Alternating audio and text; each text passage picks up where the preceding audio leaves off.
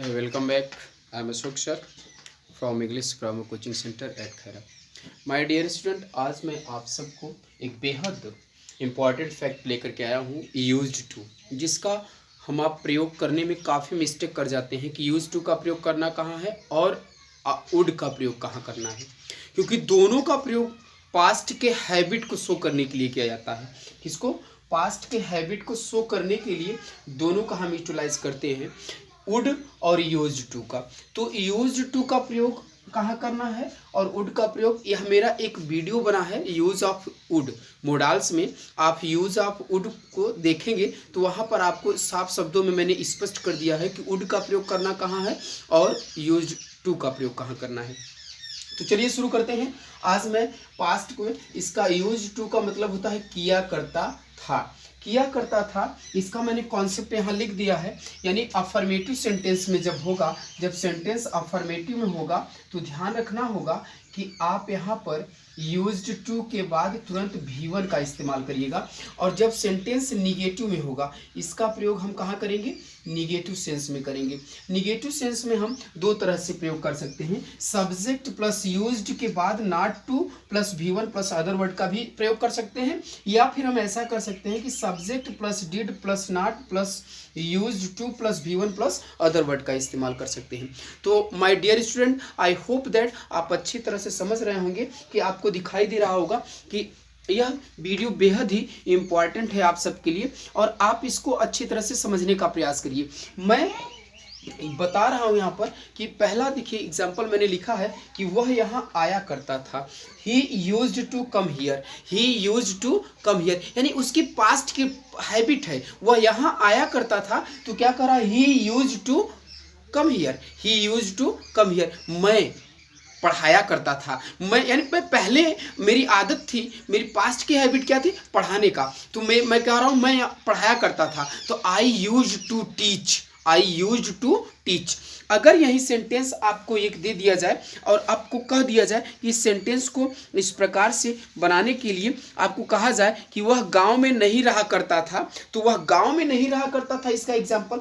अब आई hope that आप इसको अच्छी तरह से नोट कर लीजिएगा माय डियर स्टूडेंट. मैं ढेर सारे एग्जाम्पल आपको दूंगा ताकि आपका ना कॉन्सेप्ट क्लियर हो सके. If your concept is clear then you should be change translate into English. आप ट्रांसलेट को इंग्लिश में चेंज कर सकते हैं, हिंदी को इंग्लिश में डाइवर्ट कर सकते हैं. If you want to learn English, if you want to spoken English with Ashok sir, absolutely you can join with Ashok sir. आप अशोक सर के साथ जुड़ सकते हैं. आप अशोक सर का वीडियो देख रहे हैं ना, तो मैं उम्मीद करता हूं कि अगर आप अशोक सर की वीडियो को देखना चाहते हैं तो आप सबसे पहले आप जाइए अपने यूट्यूब चैनल पर और आप English grammar with Ashok sir आप तुरंत डालिए और आप सर्च करिए. आपको अशोक सर का सीधा वीडियो दिख जाएगा. मेरा फोटो के साथ भी दिखेगा, मेरा यानी कि एकदम फोटो नहीं होगा तो भी जितने भी यूज में पढ़ाया हूं सब आपको दिखेगा. मैं यह बताना चाहता हूं कि अगर आप मेरे चैनल पर नए होंगे ना, तो सबसे पहले मेरे चैनल को लाइक करिएगा, सब्सक्राइब करिएगा और बेल आइकन को जरूर दबाइएगा ताकि मेरा हर दिन का नोटिफिकेशन आपको मिलता रहे माय डियर स्टूडेंट. तो मैं यहाँ पर आपको एक एक प्रत्येक कॉन्सेप्ट दिया हूँ. अगर सेंटेंस अफर्मेटिव में होगा तो subject plus used to plus V1 plus other word का इस्तेमाल करेंगे. अगर निगेटिव होगा तो subject plus used plus not to plus V1 plus other word, या फिर आप ऐसा कर सकते हैं सब्जेक्ट प्लस सब्जेक्ट. एक मिनट माय डियर स्टूडेंट, यहाँ मैं जरा सा गलती कर दिया हूँ. यहाँ पर ये गलत किया हूँ कि सड लिख दिया था सब्जेक्ट. हम मैंने कहा कि subject plus did plus V1 plus use to plus V1 plus other word का इस्तेमाल कर सकते हैं. यानी यूँ कह सकते हैं कि आप दोनों तरह से आप सेंटेंस को बना सकते हैं. आई होप दैट आप समझ में आ रहा होगा. मैं आगे की बात करता हूँ. अच्छी तरह से एकदम यूज टू का प्रयोग आप करना सीख जाएंगे. अब मैं यहीं पर एग्जाम्पल देता हूँ. आगे देखिए क्या एक एक एग्जाम्पल में बताता हूँ कि इनका और प्रयोग कहाँ करना है. पास्ट के हैबिट को शो करने के लिए यूज्ड टू का प्रयोग किया जाता है. कहाँ किया जाता है? पास्ट के हैबिट को शो करने के लिए. वुड का भी प्रयोग किया जाता है पास्ट के हैबिट को शो करने के लिए, लेकिन रीजन होता है. वुड के साथ हमेशा ध्यान रखिए ऑफन ओकेजनली का प्रयोग किया जाता है. जिस सेंटेंस में ऑफन आया हो, ओकेजनली आया हो, फ्रिक्वेंटली आया हो, रेगुलरली आया हो, जहां पर डेली का प्रयोग किया गया हो, इन सब का प्रयोग किया गया हो, वहां पर हम वुड का इस्तेमाल करते हैं. और उस ऐसे सेंटेंस में हम यूज्ड टू का प्रयोग नहीं करते हैं। परंतु क्या करते हैं, कभी कभी कोई विद्यार्थी ऐसे ट्रांसलेट बनाने के लिए ना यूज्ड टू का भी प्रयोग कर देता है, लेकिन इसी गलती से उस सेंटेंस का उसका गलत हो जाता है। अब मैंने यहाँ कहा कि वह दिन में सोया करता था, यहाँ सेंटेंस हमने लिखा कि वह दिन में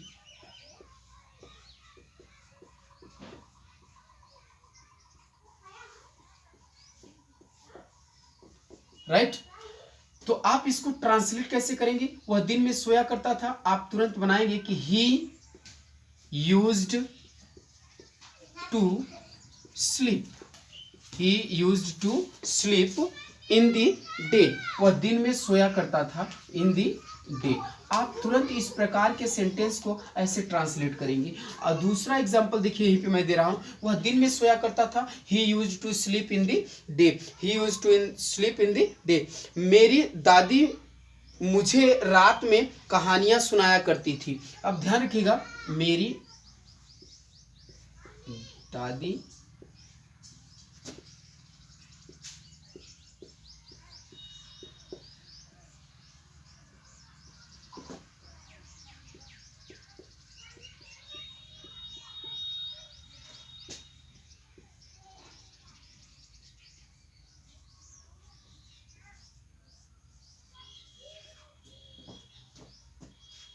तीसरा एग्जांपल है कि वह गांव में नहीं रहा करता था।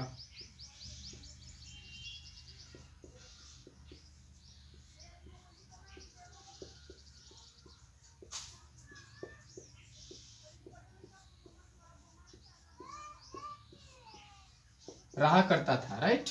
तो मेरी दादी my grand mother, my grand mother, my grand mother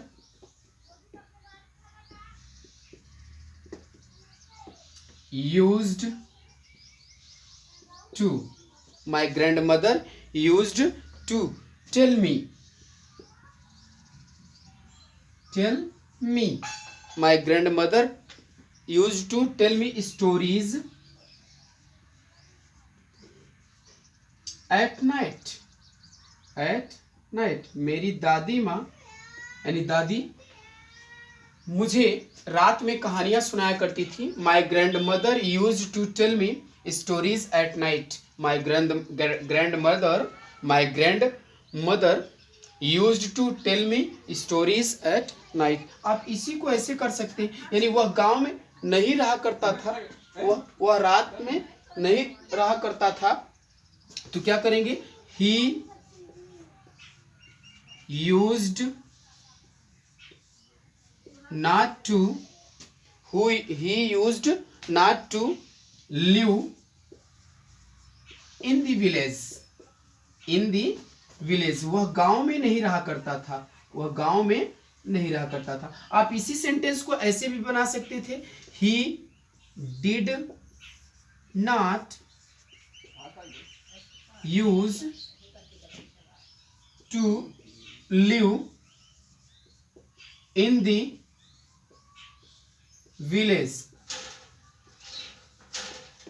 in the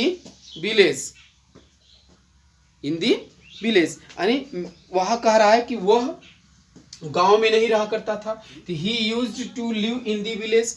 आप ऐसा कर सकते थे कि he did not use to live in the village, यानी बहुत दोनों सेंटेंस, दोनों तरह से सेंटेंस आप बना सकते थे। ये दोनों सेंटेंस आपका निगेटिव है, आप चाहे निगेटिव यूज्ड नॉट टू का प्रयोग करिए और चाहे he did not use to live in the village का प्रयोग करके सेंटेंस बना सकते थे। आप हमेशा आप इस प्रकार का सेंटेंस बना सकते थे।